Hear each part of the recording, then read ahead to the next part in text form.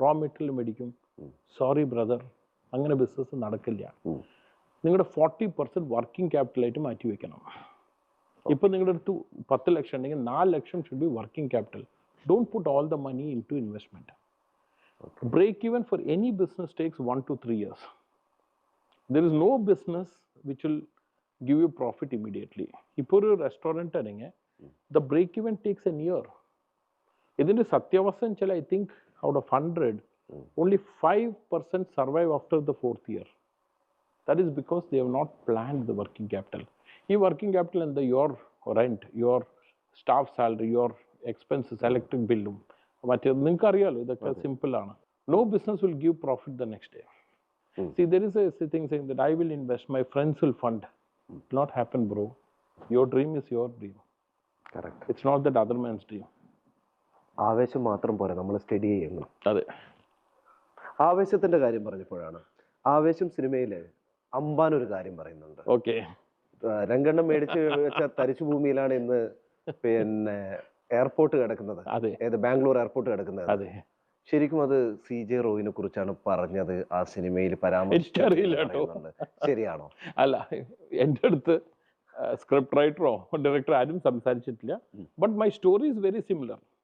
അതായിരിക്കും നിങ്ങൾ ആ സിമിലാരിറ്റി കാണാൻ. ഓക്കെ. ഇത് നമ്മുടെ എയർപോർട്ട് വന്ന് ദേവനഹള്ളിയിലാണ്. ഇതേപോലത്തെ സ്റ്റോറി ഞാൻ സർജാപൂരിൽ ക്രിയേറ്റ് ചെയ്തത്. തരിശു ഭൂമിയിൽ എടുത്തിട്ടിട്ട് ഞാനത് സ്വർണ്ണമാക്കി ഡയമണ്ട് ആക്കി. ഈ സർജാപൂർ എന്ന് പറഞ്ഞ സ്ഥലം ഇയർ 2001-2 6 ലക്ഷം രൂപയ്ക്കാണ് ഞാൻ മേടിച്ചിരുന്നത്. എന്നുവെച്ചാൽ 6000 രൂപ സെന്റിന്. ഇന്ന് എത്ര വില? 12 കോടി. It is 200 times 20,000%.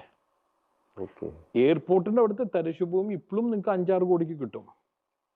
പക്ഷേ Sarjapur has gone to 12 crore. അതാണ് ഈ സ്റ്റോറി അറിയുന്ന ആൾക്കാർ പറഞ്ഞത് അതും ലിങ്ക്ഡ് ആണ്. റിയൽ രംഗണ്ണൻ സാറ് തന്നെയാണ്. ഞാൻ ചിലപ്പോ രംഗണ്ണന് ലാൻഡ് വിറ്റാളും ഞാനാണ്. ഞാൻ കേട്ടിട്ടുണ്ട് ഒരു സിനിമയില് ഒരു കാറ് കത്തിക്കുന്ന ഒരു സീനുണ്ട്. അതെ. അപ്പൊ ആ കാറ് കത്തിക്കുന്നതിനൊരു ഡ്യൂപ്ലിക്കേറ്റ് കാറ് കൊണ്ടുവന്ന് കത്തിക്കാൻ ഏതാണ്ട് 1.5 കോടിയോളം രൂപ വേണമെന്ന് പറയുമ്പോൾ താങ്കൾ പറയുന്നുണ്ട് പിന്നെ ഒരു ഒറിജിനൽ കാറ് കത്തിച്ചാൽ പോരെ എന്നുള്ളത്.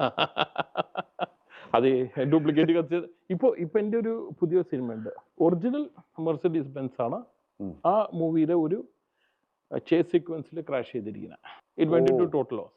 അപ്പൊ എന്ത് ചെയ്താലും ഒരു ഒറിജിനാലിറ്റി വേണം. But I have a planning how to make this profitable. Confident എന്നുള്ള പേര് യൂണിവേഴ്സ് ആണ് ആ പേര്.